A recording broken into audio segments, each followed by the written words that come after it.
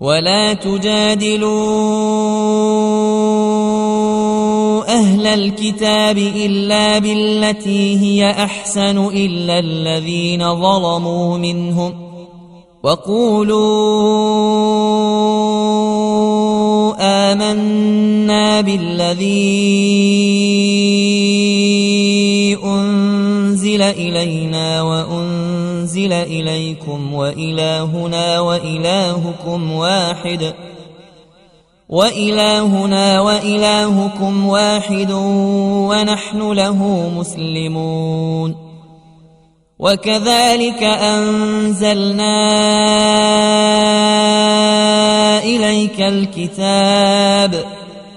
فالذين آتيناهم الكتاب يؤمنون به ومن هؤلاء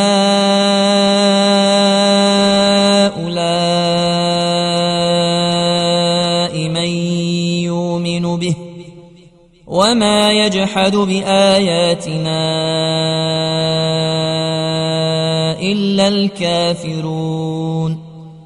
وما كنت تتلو من قبله من كتاب ولا تخطه بيمينك إذا لارتاب المبطلون بل هو آيات بينات في صدور الذين أوتوا العلم وما يجحد بآياتنا إلا الظالمون. وقالوا لولا أنزل عليه آيات من ربه قل إنما الآيات عند الله وإنما أنا نذير مبين. أولم يكفهم أنا أنزلنا عليك الكتاب يتلى عليهم إن في ذلك لرحمة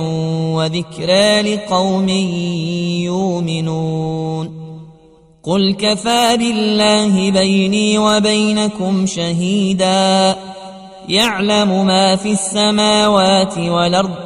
والذين آمنوا بالباطل وكفروا بالله أولئك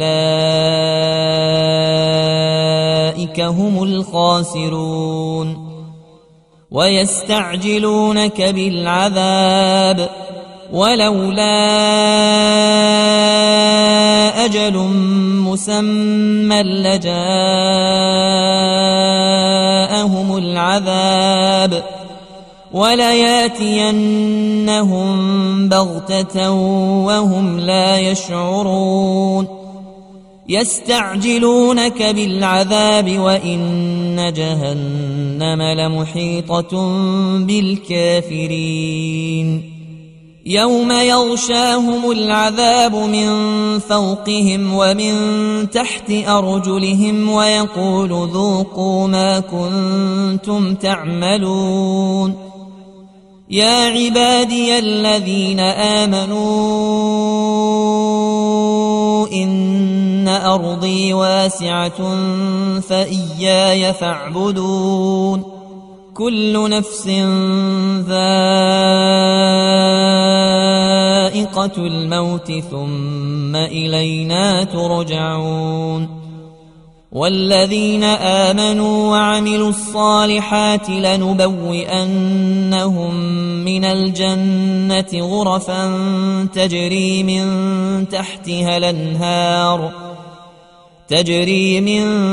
تحتها الأنهار خالدين فيها نعم أجر العاملين الذين صبروا وعلى ربهم يتوكلون. وكأي من دابة لا تحمل رزقها الله يرزقها وإياكم وهو السميع العليم. ولئن سألتهم من خلق السماوات والأرض وسخر الشمس والقمر ليقولن الله فأنى يؤفكون الله يبسط الرزق لمن يشاء من عباده ويقدر له إن الله بكل شيء عليم ولئن سألتهم من نزل من السماء ماء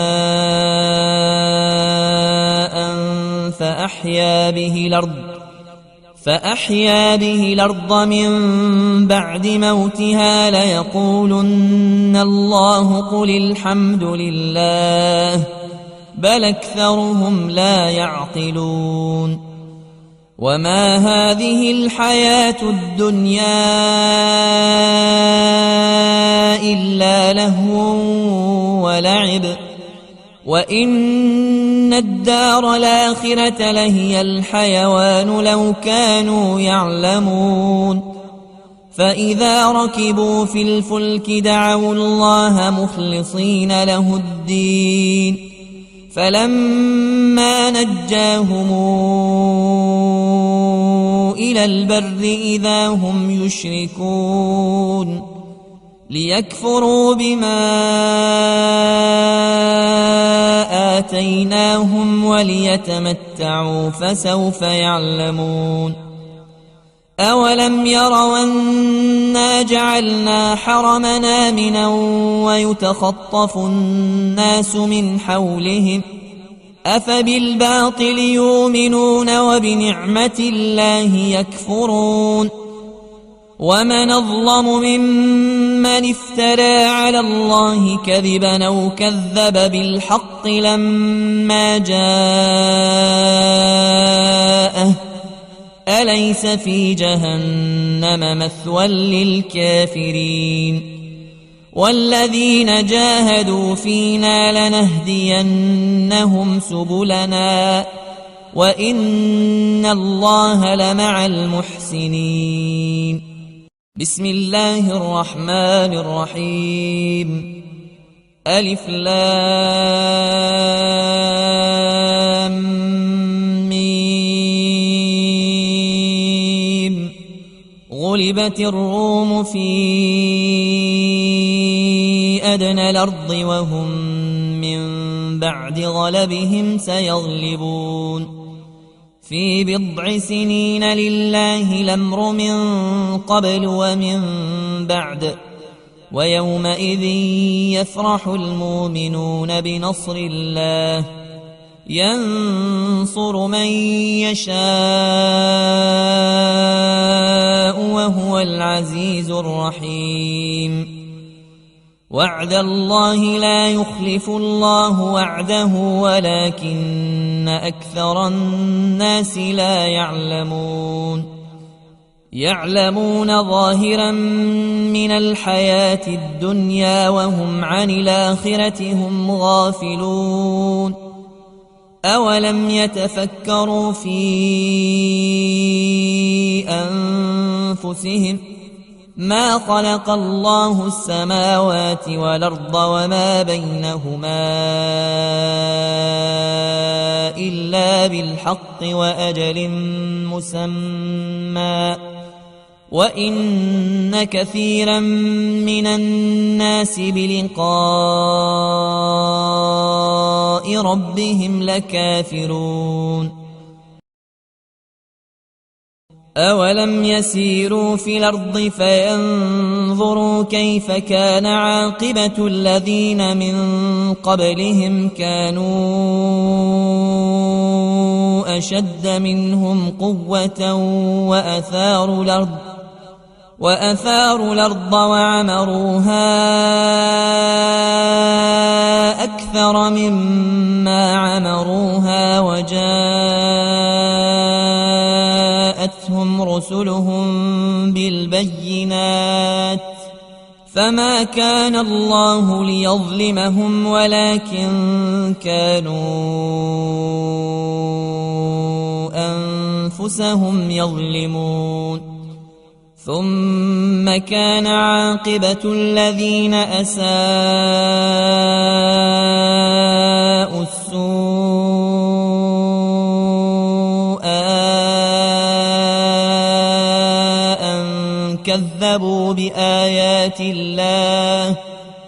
أن كذبوا بآيات الله وكانوا بها يستهزئون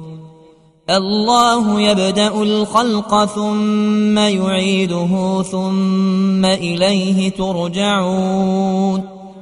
ويوم تقوم الساعة يبلس المجرمون ولم يكن لهم من شركائهم شفعاء وكانوا بشركائهم كافرين ويوم تقوم الساعة يومئذ يتفرقون فأما الذين آمنوا وعملوا الصالحات فهم في روضة يحبرون وأما الذين كفروا وكذبوا بآياتنا ولقاء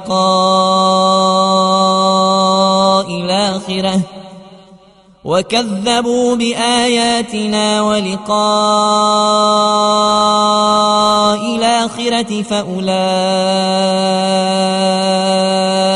في العذاب محضرون فسبحان الله حين تمسون وحين تصبحون وله الحمد في السماوات والأرض وعشيا وحين تظهرون يخرج الحي من الميت ويخرج الميت من الحي ويحيي الأرض بعد موتها وكذلك تخرجون ومن آياته أن خلقكم من تراب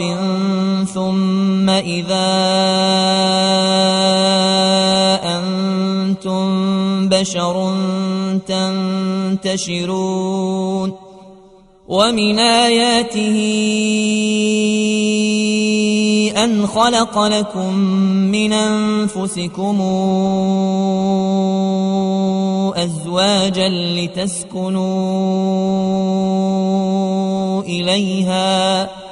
لتسكنوا إليها وجعل بينكم مودة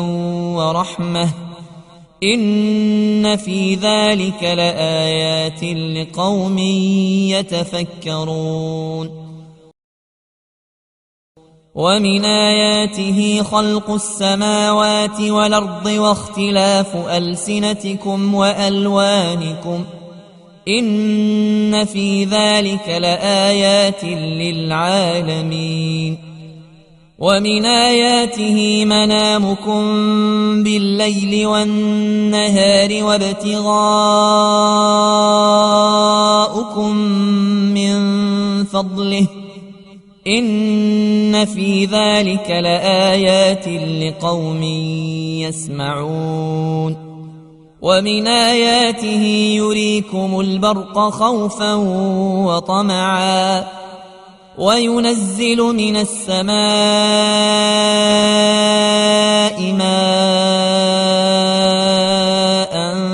فيحيي به الأرض بعد موتها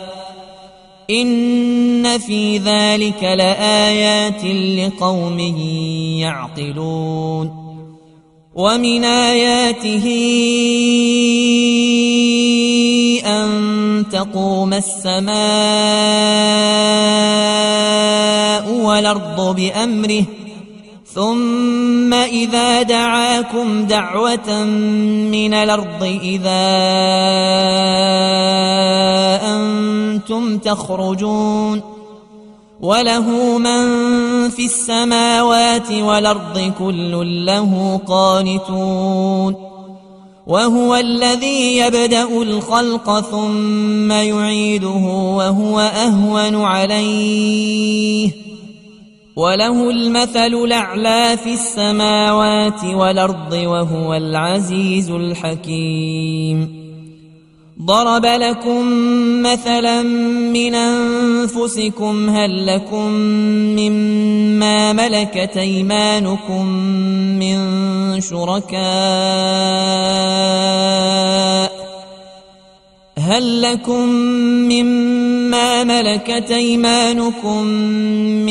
شركاء فيما رزقناكم فأنتم فيه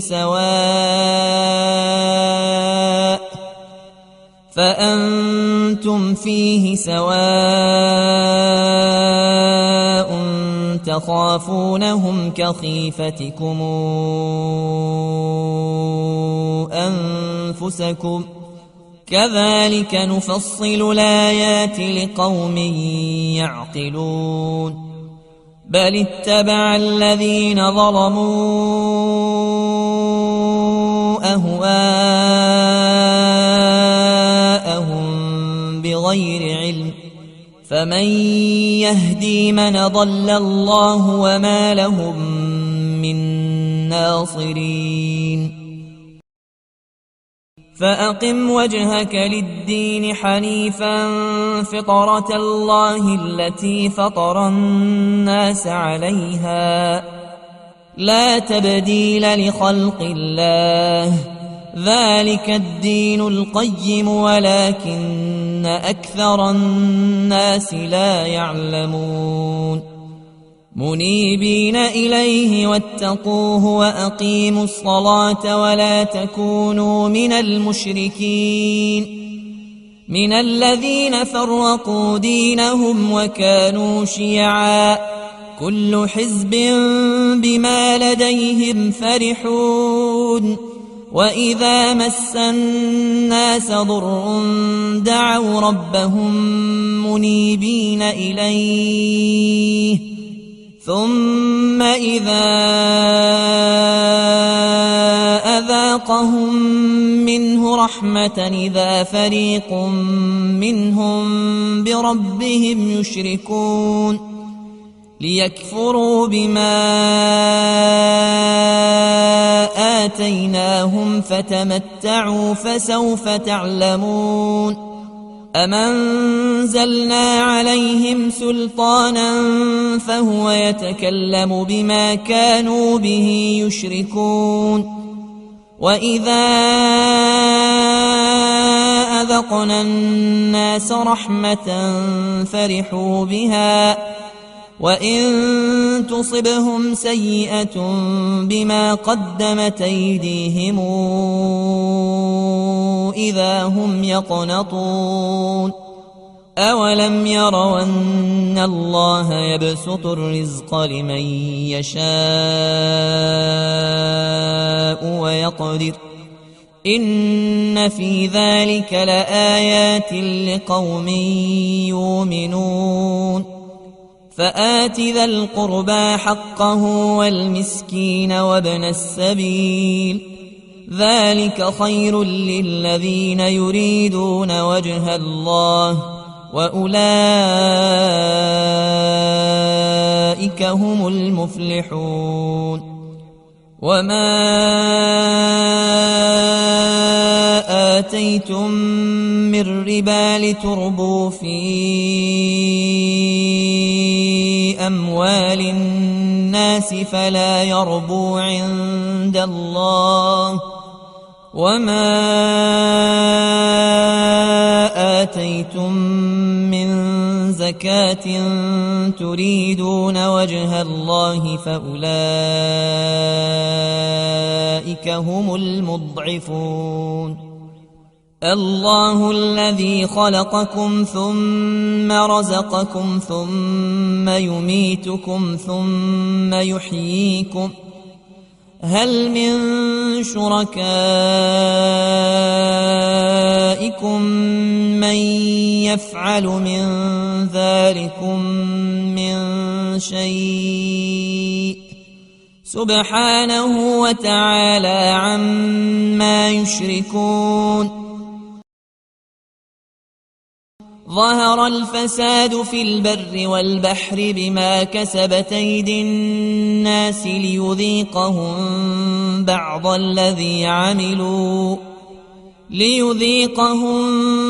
الذي عملوا لعلهم يرجعون. قل سيروا في الأرض فانظروا كيف كان عاقبة الذين من قبل كان أكثرهم مشركين. فأقم وجهك للدين القيم من قبل أن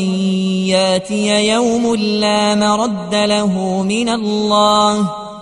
يومئذ يصدعون. من كفر فعليه كفره ومن عمل صالحا فلأنفسهم يمهدون. ليجزي الذين آمنوا وعملوا الصالحات من فضله إنه لا يحب الكافرين. ومن آياته أن يرسل الرياح مبشرات وليذيقكم من رحمته ولتجري الفلك بأمره ولتبتغوا من فضله ولعلكم تشكرون. ولقد أرسلنا من قبلك رسلا إلى قومهم فجاءوهم بالبينات فانتقمنا من الذين أجرموا وكان حقا علينا نصر المؤمنين. الله الذي يرسل الرياح فتثير سحابا فيبسطه في السماء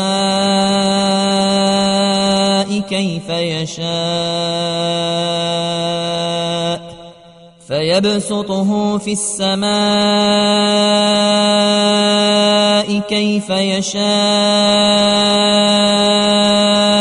ويجعله كسفا فترى الودق يخرج من خلاله فإذا أصاب به من يشاء من عباده إذا هم يستبشرون. وإن كانوا من قبل أن ينزل عليهم من قبله لمبلسين. فانظر إلى أثر رحمة الله كيف يحيي الأرض بعد موتها إن ذلك لمحيي الموتى وهو على كل شيء قدير. ولئن أرسلنا ريحا فرأوه مصفرا لظلوا من بعده يكفرون. فإنك لا تسمع الموتى ولا تسمع الصم الدعاء إذا ولوا مدبرين. وما أنت بهاد العمي عن ضلالتهم إن تسمع إلا من يؤمن بآياتنا فهم مسلمون. الله الذي خلقكم من ضعف ثم جعل من بعد ضعف قوة ثم جعل من بعد قوة ضعفا وشيبة يخلق ما يشاء وهو العليم القدير. ويوم تقوم الساعة يقسم المجرمون ما لبثوا غير ساعة كذلك كانوا يؤفكون.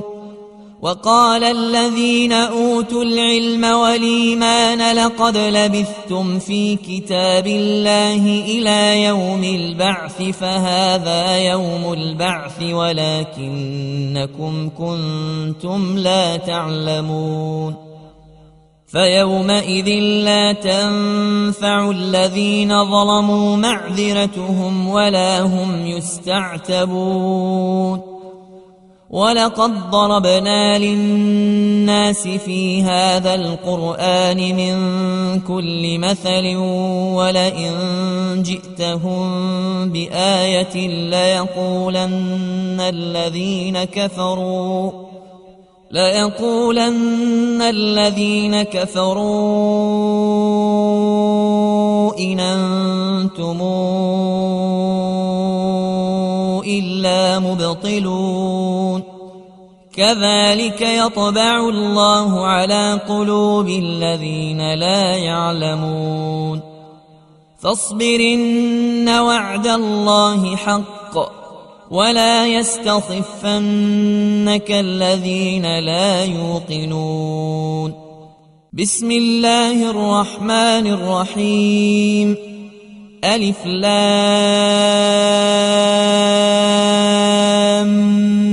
ميم تلك آيات الكتاب الحكيم هدى ورحمة للمحسنين الذين يقيمون الصلاة ويؤتون الزكاة وهم بالآخرة هم يوقنون أولئك على هدى من ربهم وأولئك هم المفلحون ومن الناس من يشتري لهو الحديث ليضل عن سبيل الله بغير علم ويتخذها هزؤا أولئك لهم عذاب مهين وإذا تتلى عليه آياتنا ولى مستكبرا كأن لم يسمعها كأن في أذنيه وقرا فبشره بعذاب أليم إن الذين آمنوا وعملوا الصالحات لهم جنات النعيم خالدين فيها وعد الله حقا وهو العزيز الحكيم خلق السماوات بغير عمد ترونها وألقى في الأرض رواسي أن تميد بكم وبث فيها من كل دابة وأنزلنا من السماء ماء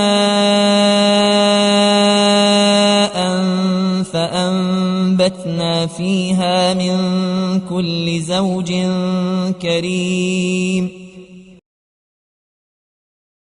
هذا خلق الله فأروني ماذا خلق الذين من دونه بل الظالمون في ضلال مبين ولقد آتينا لقمان الحكمة أن اشكر لله ومن يشكر فإنما يشكر لنفسه ومن كفر فإن الله غني حميد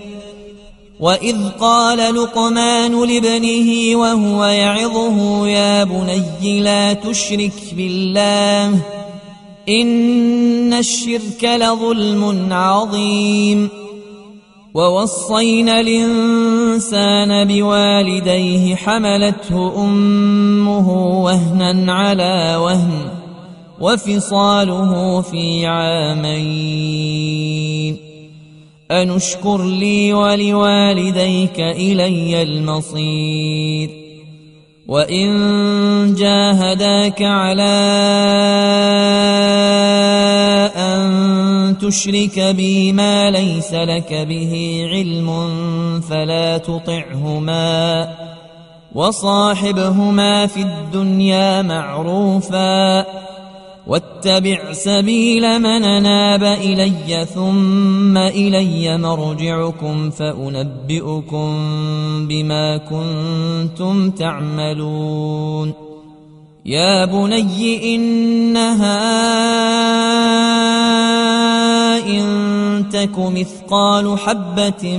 من خردل فتكن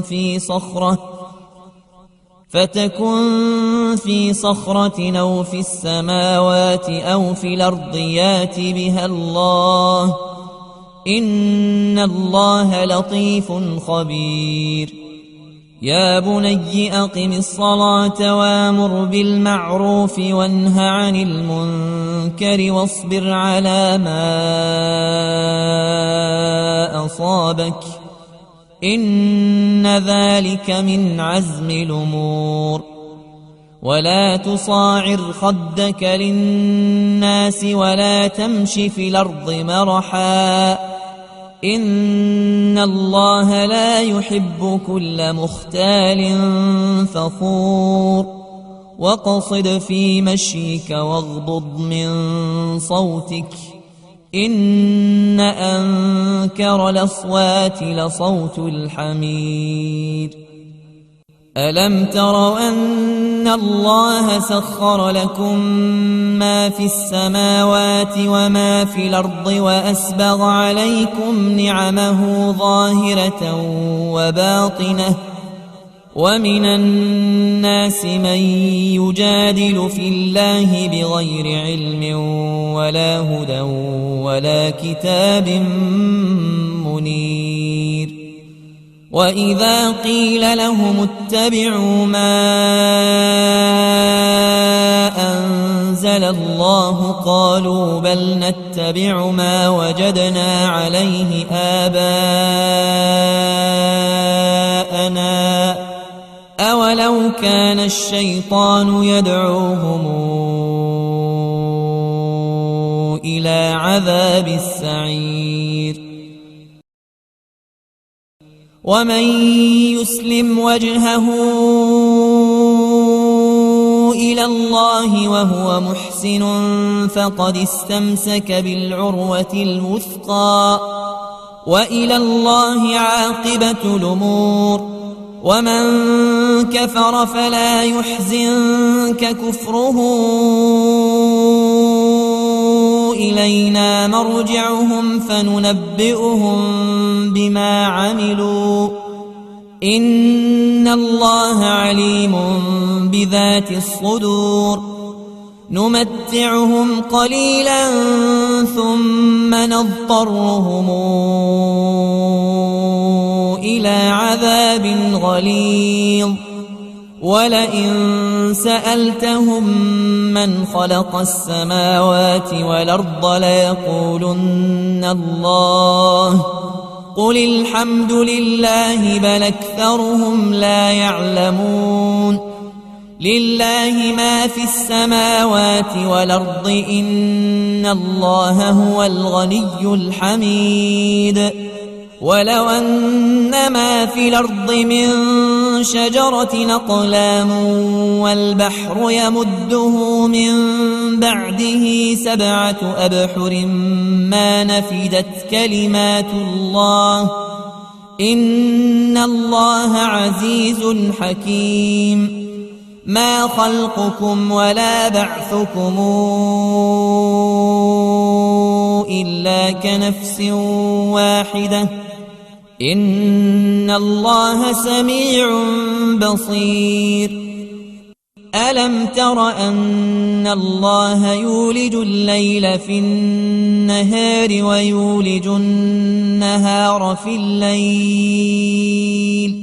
ويولج النهار في الليل وسخر الشمس والقمر كل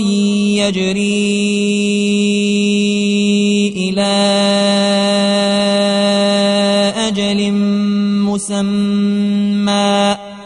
وأن الله بما تعملون خبير. ذلك بأن الله هو الحق وأن ما تدعون من دونه الباطل وأن الله هو العلي الكبير. ألم تر أن الفلك تجري في البحر بنعمة الله ليريكم من آياته إن في ذلك لآيات لكل صبار شكور. وإذا غشيهم موج كالظلل دعوا الله مخلصين له الدين فلما نجاهم إلى البر فمنهم مقتصد وما يجحد بآياتنا إلا كل ختار كفور. يا أيها الناس اتقوا ربكم واخشوا يوما لا يجزي والد عن ولده ولا مولود هو جاز عن والده شيئا إن وعد الله حق فلا تغرنكم الحياة الدنيا ولا يغرنكم بالله الغرور. إن الله عنده علم الساعة وينزل الغيث ويعلم ما في الأرحام وما تدري نفس ماذا تكسب غدا وما تدري نفس بأي أرض تموت إن الله عليم خبير. بسم الله الرحمن الرحيم. ألف لام ميم تنزيل الكتاب لا ريب فيه من رب العالمين. أم يقولون افتراه بل هو الحق من ربك لتنذر قوما ما أتاهم من نذير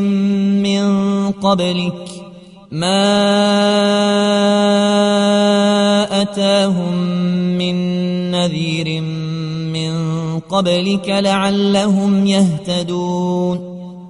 الله الذي خلق السماوات والأرض وما بينهما في 6 أيام ثم استوى على العرش ما لكم من دونه من ولي ولا شفيع أفلا تتذكرون. يدبر الأمر من السماء إلى الأرض ثم يعرج إليه في يوم كان مقداره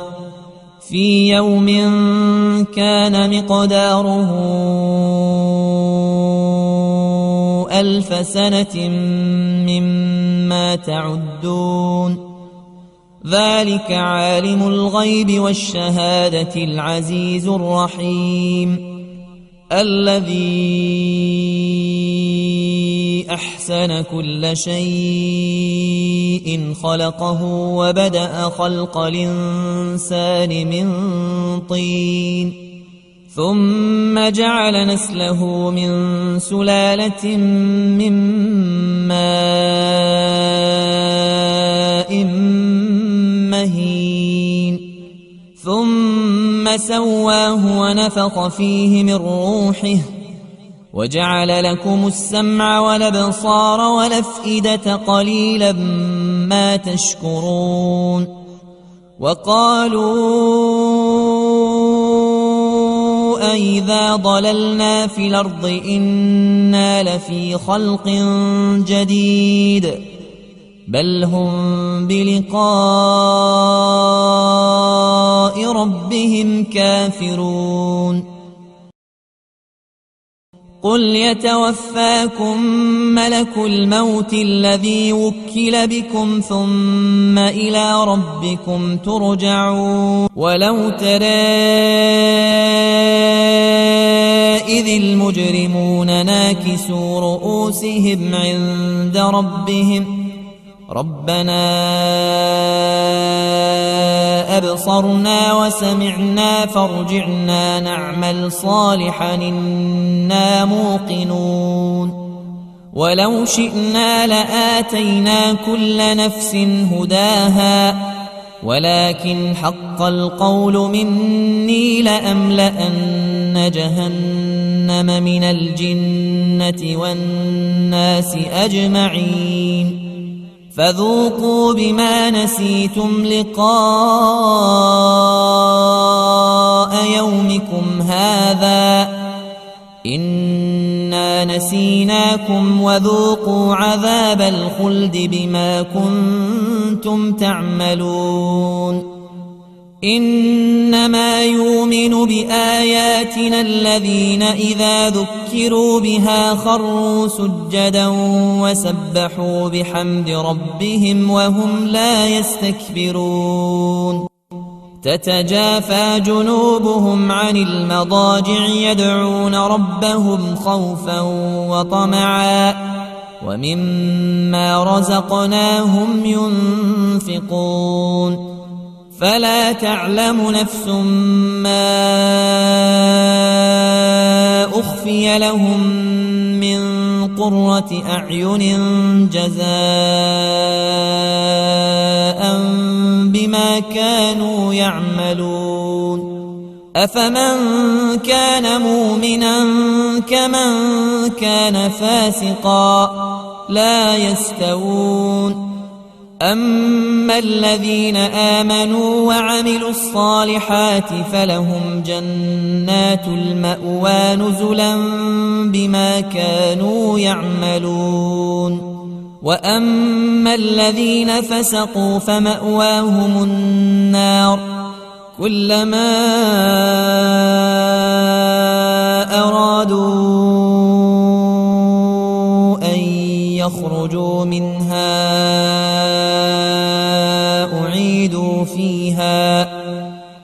أعيدوا فيها وقيل لهم ذوقوا عذاب النار الذي كنتم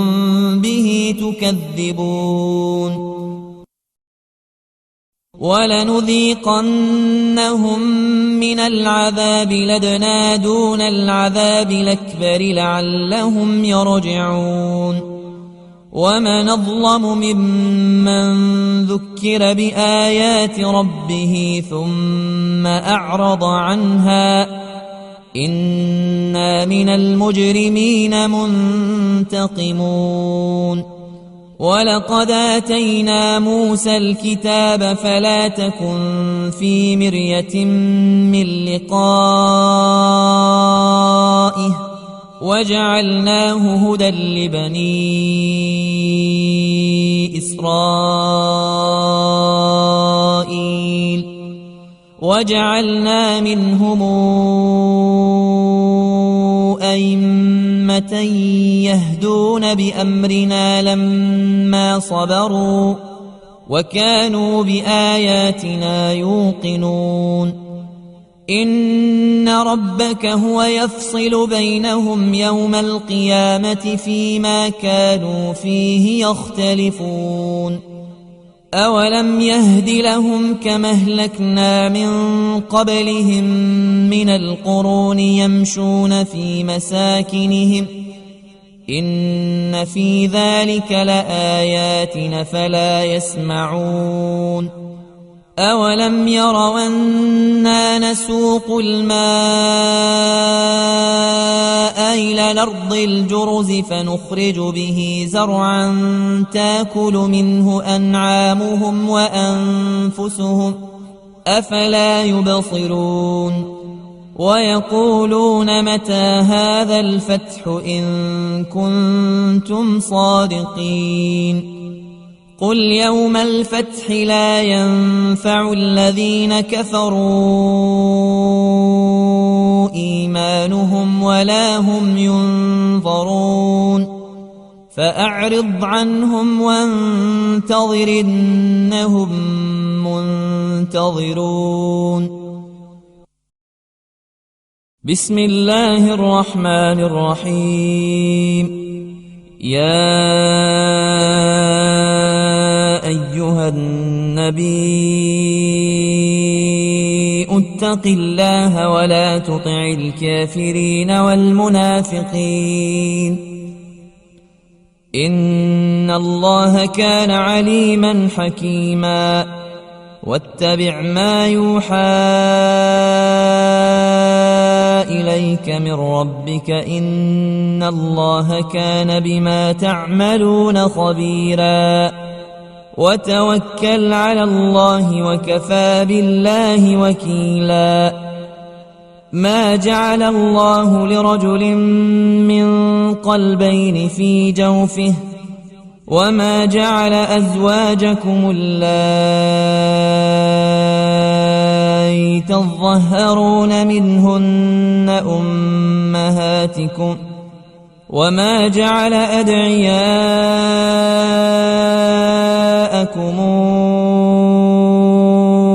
أبناءكم ذلكم قولكم بأفواهكم والله يقول الحق وهو يهدي السبيل. ادعوهم لآبائهم هو أقسط عند الله فإن لم تعلموا آباءهم فإخوانكم في الدين ومواليكم وليس عليكم جناح فيما أخطأتم به ولكن ما تعمدت قلوبكم وكان الله غفورا رحيما. النبي أولى بالمؤمنين من أنفسهم وأزواجه أمهاتهم وأولو الأرحام بعضهم أولى ببعض في كتاب الله من المؤمنين والمهاجرين إلا أن تفعلوا إلى أوليائكم معروفا كان ذلك في الكتاب مسطورا. وإذا أخذنا من النبيين ميثاقهم ومنك ومن نوح وإبراهيم وموسى وعيسى بن مريم وأخذنا منهم ميثاقا غليظا ليسأل الصادقين عن صدقهم وأعد للكافرين عذابا أليما. يا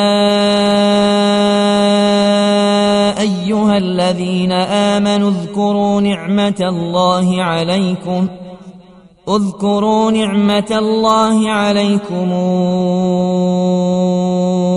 إذ جاءتكم جنود فأرسلنا عليهم ريحا وجنودا لم تروها وكان الله بما تعملون بصيرا. إذ جاءوكم من فوقكم ومن أسفل منكم وإذ زاغت الأبصار وبلغت القلوب الحناجر وتظنون بالله الظنونا هنالك ابتلي المؤمنون وزلزلوا زلزالا شديدا وإذ يقول المنافقون والذين في قلوبهم مرض ما وعدنا الله ورسوله إلا غرورا وإذ قالت طائفة منهم يا أهل يثرب لا مقام لكم فارجعوا ويستاذن فريق منهم النبي يقولون إن بيوتنا عورة وما هي بعورة إن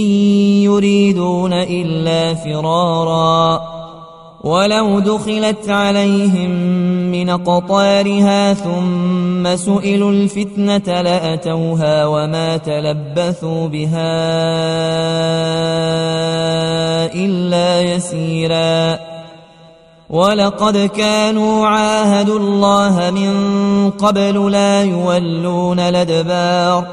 وكان عهد الله مسؤولا قل لن ينفعكم الفرار إن فررتم من الموت أو القتل وإذا لا تمتعون إلا قليلا قل من ذا الذي يعصمكم من الله إن أراد بكم سوءا وراد بكم رحمة ولا يجدون لهم من دون الله وليا ولا نصيرا قد يعلم الله المعوقين منكم والقائلين لإخوانهم هلم إلينا ولا ياتون البأس إلا قليلا أشحة عليكم فإذا جاء الخوف رأيتهم ينظرون إليك تدور أعينهم كالذي يغشى عليه من الموت فإذا ذهب الخوف سلقوكم بألسنة حداد نشحة على الخير أولئك لم يؤمنوا فأحبط الله أعمالهم وكان ذلك على الله يسيرا يحسبون الأحزاب لم يذهبوا وإن ياتي الأحزاب يودوا لو أنهم بادون في الأعراب يسألون عن أنبائكم ولو كانوا فيكم ما قاتلوا إلا قليلا لقد كان لكم في رسول الله أسوة حسنة لمن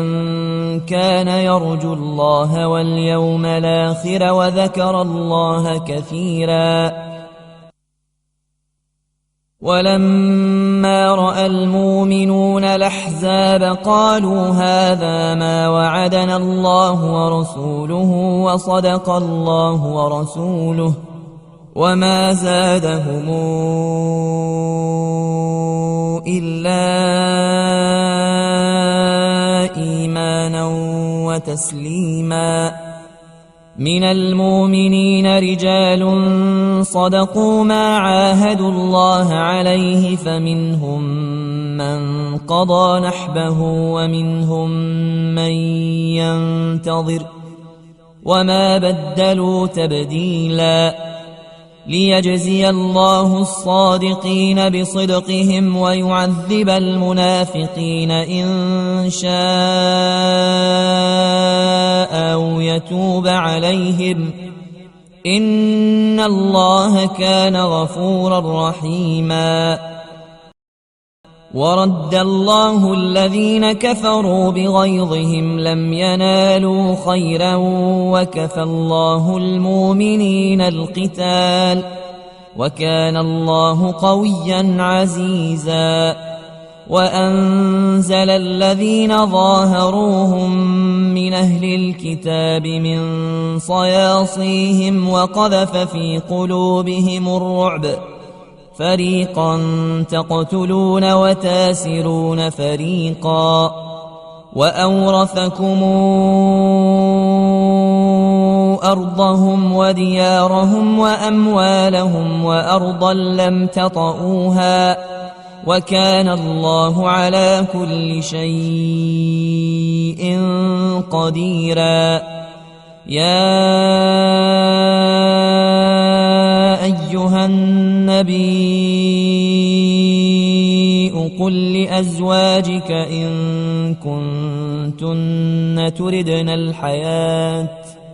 إن كنتن تردن الحياة الدنيا وزينتها فتعالين أمتعكن وأسرحكن سراحا